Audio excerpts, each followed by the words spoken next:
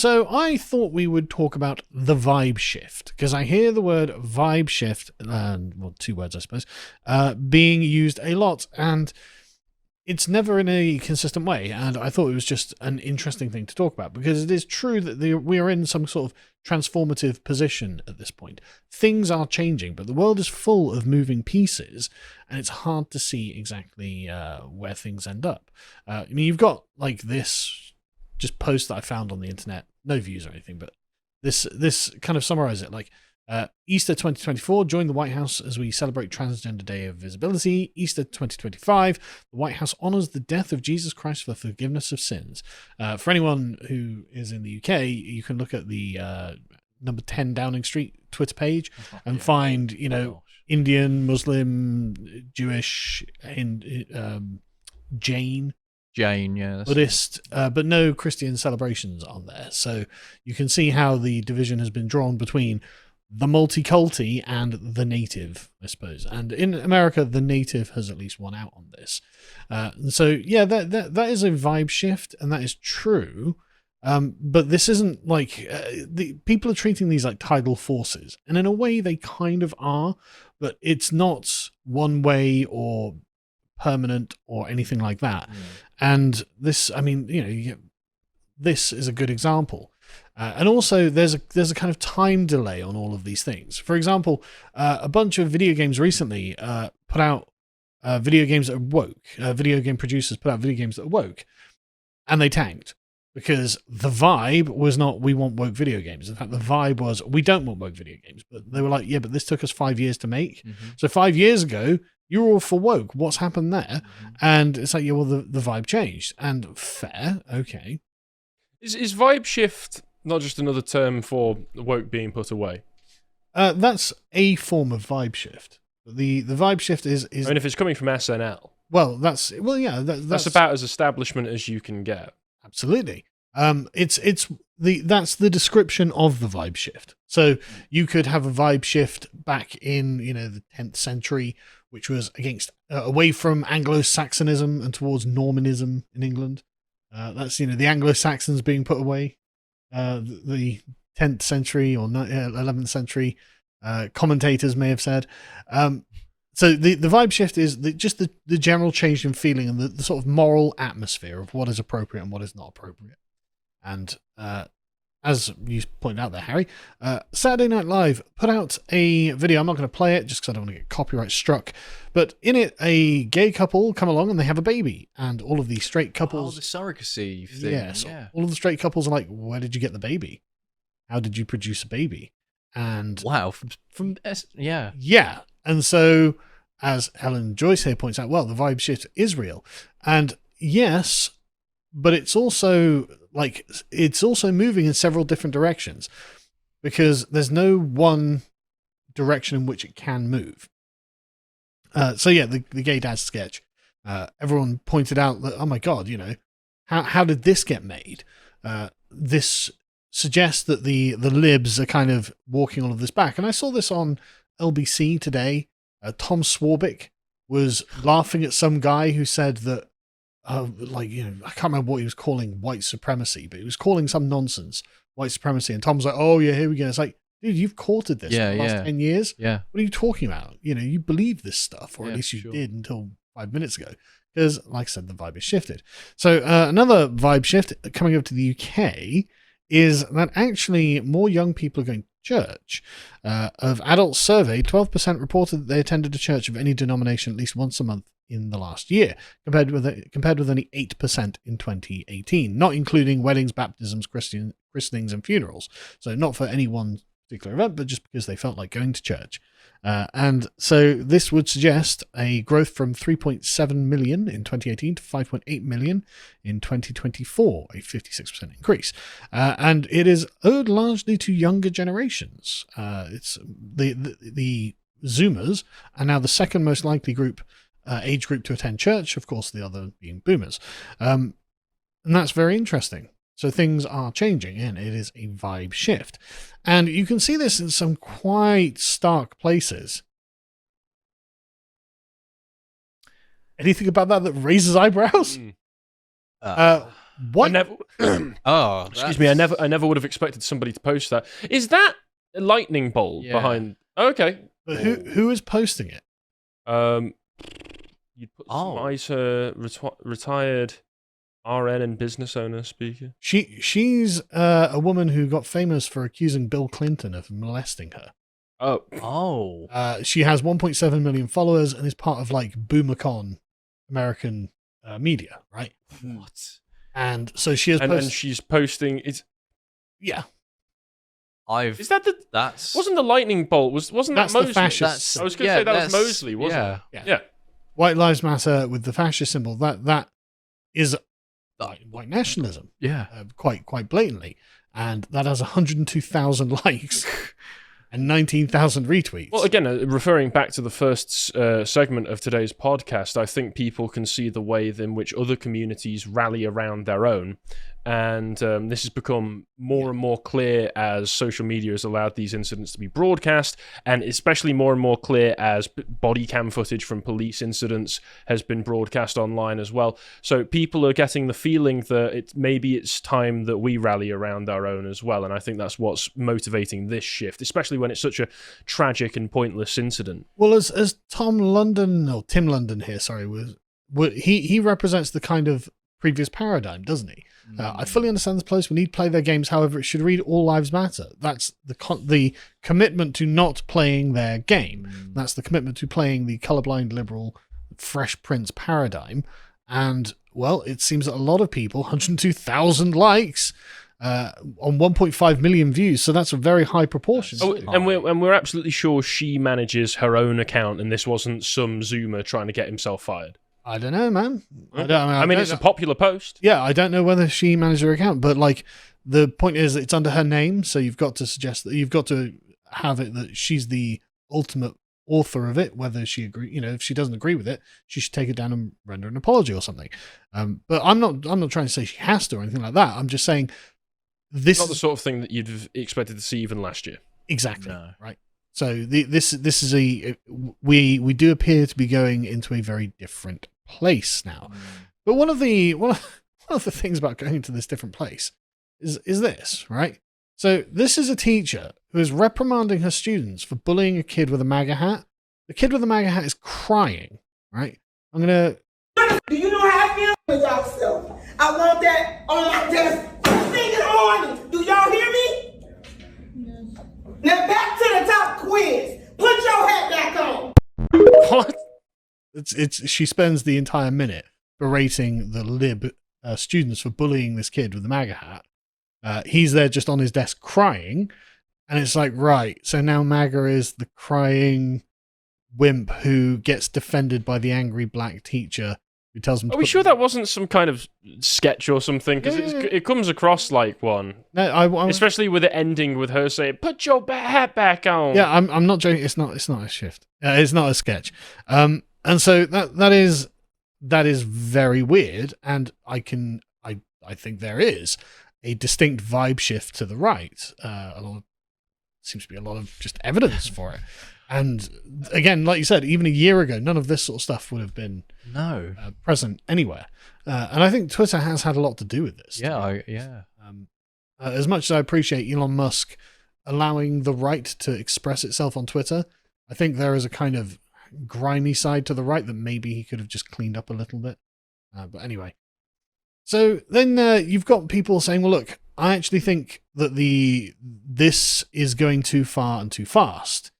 Because the great vibe shift towards right-wing politics is actually fading, at least on the outer fringes of it, not due to the left, but due to the right itself. This is clearly stupid, off-putting, and incoherent to normal people, just for vibes and edgelordism, which can be fun, but isn't serious, and is unstable for politics. And so this is then a response, like a lot of these things are a response to various silly things that people in positions of power on the right have been saying, which of course turn off a lot of normies. The apex point of this is Trump suggesting that he's going to annex Canada. Right. Not very diplomatic and not very wise. But you've got here Nick Fuentes acolyte running for governor of California on a platform of deporting all male undocumented immigrants, which I agree with, and then giving all the females 1 year to marry a Californian incel to avoid deportation even. And is It just that feels not like a lark, feminist though. policy? I mean, that is a feminine, but the point is, it's the entire thing, right? It's like right-wing politics is not being treated as cocktail party politics now. It's being treated as lowbrow and it's not being treated, it's being projected as lowbrow and unappealing, and it's having effects. Like the tariffs, for example, should have been done very surgically and gradually as well. You know, if Trump had said, look, I'm not going to do too much, I'm just going to put a 10% tariff on China, and then 20% next year, or next month, then 30%. Then by the end of the year, it's 60%. Like, if you're a business, you're like, look, I think he's just going to keep doing this. I'm just going to get out of China, right? And so if your point was to immiserate China, it would be more sensible to do it in a slower and more controlled way. But instead, the Trump administration went in like bulls in a China shop and just started smashing stuff, right? Well, I agree on the tariff stuff. Yeah. But with this, I mean, let me just see here. Like, who the hell is this Kyle Langford guy? It's just a guy running. And who's this woman interviewing? They're just nobodies, right? Yeah, because like it's not really. Who cares about this guy and some joke platform that he's running on that's never going to get any more than like 100 votes anyway? Well, 2.1 million people and 9,000 people who've liked it, right? So it's not that he himself is important. I don't think it's of interest to the right to be highlighting this sort of stuff themselves when you see that the left for the past 5 years, it's not like every time some Antifa scumbag came out and did or said something terrible that the whole of the mainstream or online left came out and felt the need to denounce him. They just ignored it because it's obviously just some fringe weirdo. Yeah, but that's kind of part of the reason that they lost, right? I wouldn't say so. I think it is. So what I would say it's because of their absolutely abysmal governance and Biden's effect on the economy. That's absolutely part of it. But we were very easily able to tie the extremities of the left to moderate centrist left wingers because they failed constantly to denounce the craziness in their own party, right, in their own platform. I mean, most of those stories really didn't last more than a week or two anyway, except for the George Floyd riots. I think there have been quite a few over the years, but the point being is, and I'm not saying that the right has to do anything or anything like that. I'm just saying I think that a major problem with the left is that it looked crazier than it actually was, especially for people like Obama and things like that, right? Like they get tarred with the extremist association because he never does anything about the extremists, and the left completely courts their own extremists. I'm not saying that we should or shouldn't do anything, but the right-wing media was able to amplify these things beyond what their actual impact was. And that's what left-wing media is doing with things like this. Yeah, I just don't think it's productive for the right to go broadcasting this and pearl clutching over some joke that some random nobody said. I'm not saying that we should. I'm saying that we should just be aware of what is happening outside of our usual sphere of vision, right? And this is the sort of thing that's happening, and this is just an example. But like I say, you get other ones and whatnot. And so you get a bunch of elites who kind of threw their hat in with the MAGAsphere. Oh no, Nathan Koffness. Oh yeah. no. Now, I'm not saying that these are people that I necessarily care about, but he's one of the HBD centrists, isn't he? Yes, he's very much one of those. Along with everybody's favourite Richard Hanania. We will get to. Oh no, you've not got Hanania in there, do you? I personally don't have him in. Oh, thank God. Because I have him blocked, because I don't see why anyone would hear from him. Good. But the point being is that they're trying to lead a vibe shift away from the right, and they do have arguments that can be persuasive to people who are not already invested. And so, he makes a point here at the end saying, if I'd known that MAGA would become a poverty cult obsessed with bringing Chinese sweatshops to the US, I would have supported DEI Kamala. So all of the bad things that the left would have done don't matter. However, as far as I'm aware, no one anticipated Trump would declare war on every other country on earth and tank the economy for no reason. The problem isn't Trump, it's that the American so-called right has become a coalition of stupid people from across the political spectrum. It's not just that either. It's that the American right, and just the right more broadly with its victories, has been less restrained than it ought to have been. Right? It ought to have come in and said, right, now we are in charge, we're going to fix problems. Instead, there's been a lot of fury and noise about how we're going to dunk on people And okay, that's fun, but it also has consequences. And one of the consequences is it turns off those people who were sort of fair weather coalition members. And you might think, well, why do we need them? It's like, well, you needed them to win.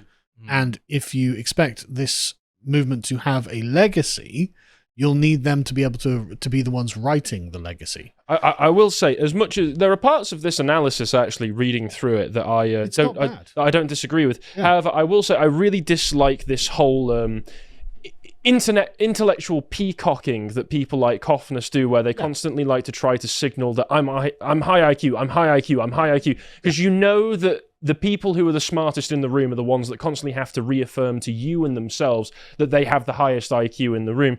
I don't necessarily disagree that parts of MAGA has become a coalition of stupid people. No offense to the MAGA people watching this right now. I'm saying there are parts of MAGA, there are parts of the coalition. But here where he starts to say... Just a quick thing. Like, I've got Cat Turd blocked as well. I've got Richard Hanania and Cat Turd blocked. They're both net deficits to the MAGA movement. You know, but here at the lowest IQ levels, the left and right converge on fascism. Yes. What you're revealing to me there, Nathan, is that you are just a boilerplate shit lib who's read some biology, and likes to read into IQ literature so that you can make yourself feel smart. Because MAGA, sorry, is about the furthest thing from fascism, apart from personality cult. Apart from if you want to call it the gayest, most liberal fascist personality cult that history has ever seen, maybe then, but it's not fascism. It's just, I mean, come on, you are revealing your own blind spots and stupidity by making a statement like that, by trying to imply that MAGA is fascist. But one thing that he's pointing out, and he points out at the end, is that MAGA won without being culturally mature, right? And so this kind of cultural effervescence we see coming out of MAGA, which is doing damage to America's soft power, if nothing else, and its cultural influence and relevance, it is definitely a critique worth hearing, even if it's from someone you don't like. I mean, because he is making a good point. I absolutely agree that the way that the administration has been dealing rhetorically with its own allies, particularly those in Europe, very poor. The past few months, has been openly antagonistic. Yeah. They're treating us like enemies, and you can say what you want about the actual governments of Europe. I have plenty of problems. Treat the governments of Europe like enemies. Sure, I consider them enemies, but the people themselves. But even then, if you can recognize that the governance of Europe is not great right now, you do still, as part of a Western coalition, need to treat them responsibly if you want to be able to make any reasonable change with them. If you put them on the back foot straight away and treat them like enemies, you're going to do a very poor job of convincing them around to your side. I mean, they literally did all of this back to front, right? If you want to go on a full-scale tariff war against China, I'm completely for it. Don't attack all of your enemies, your allies first, and they'll be like, right, guys, we're going to get around and have a trade war with China. They don't want to have a trade war with China now. They want to have a trade war with America, and they're looking at China as being the place of stability. Yeah. So you did this exactly the wrong way. You should have been like, right, guys, we're in charge. We love Europe. We love all you guys. We're going to have a trade war with China. We're going to win it. Make everyone commit to you and not China while they're in your good books and while you're in their good books. You've got to kill them with kindness. Exactly. Butter them up, bring them over, and then engage the trade war. And then after they're committed, they're like, yep, no, we're definitely working with America and not China. Then be like, right, now you all have to change. I want those hate speech laws repealed. I want this. I want that. Because they're already committed and they've got nowhere else to go. They've just declared China an enemy. But instead, MAGA did this the other way around. And so now it's put itself in a position of profound weakness, and Trump had to back down from his trade war on China, which it didn't have to be. I think the tariffs against China are still in place, or have they been taken? Well, Trump's asked China for negotiations. China also did ask Trump to lift tariffs on certain other products as well. So it's not that China are just in some unassailable position. It's just who can play chicken the most securely, right? Who's bravest. With regards to the cultural shift, do you guys see it downstreaming towards Europe at all? Because I know with X and everything being opened up, and we're seeing a lot of this stuff on our timelines now, like you've been pointing out, do you see in the foreseeable future that might actually transition to over here? I think it's just undamaged here, to be honest. I think MAGA's sort of explosive power has just made it more difficult to be right wing in Europe and Canada. Well, Right. On the ground for me, being younger than both of you, I will say That was a dig. How old are you? I'm 31. Oh, really? Sam is an old man. All right, Grandad. So, Sorry, go on. Yeah. Whippersnapper. I personally see the Gen Z split by gender the same way that you see reported. Connor has done a lot of work reporting on this, where all of my male friends are far more right-wing than all of the women. Even my male friends who come from leftist, Labour family backgrounds have all shifted to the right because it's become impossible not to see the problems that we're facing, and they accept all of that. A lot of the women are still remaining committed leftists, and some of them are going further to the left in response to MAGA and what they see as the rise of fascism, etc., which they've had drummed into their heads for years. I've seen that exactly the same with my friendship groups and old friendship groups that I used to hang around with, and I think it's because the establishment and the Westminster class, the bubble, have all adopted progressivism, and then when you have the outsider bubble say, actually I don't like that, it's seen as like a threat almost. So it's purposely pushing people to a more Paul Embry style like politics, where it's like blue label almost. But the problem though is that if Trump has to climb down from the trade war and essentially scared all the hoes all around the world that the global economy is going to collapse, that weakens our argument. So if we say, look, we would like to go into a more patriotic direction, they'll just run to the end of this line and say, right, you want to crash the economy, you want to do this, which of course is not what I would like. But it hasn't helped. Do you think though the rhetoric in Europe is slightly different to America and let's say North America, Canada, sorry, is what I mean. Do you find that the rhetoric involving with topics such as immigration and the idea of obviously remigration or talking about replacement migration has shifted a lot more in Europe than it has in America, despite this vibe shift over the Americans are still very fixated on legal and illegal immigration, whereas in Europe I think people are just immigration. I think on the continent you can see even the social democratic countries of Scandinavia that they want them out. Germany is really struggling to prevent the AfD rising because they want them out.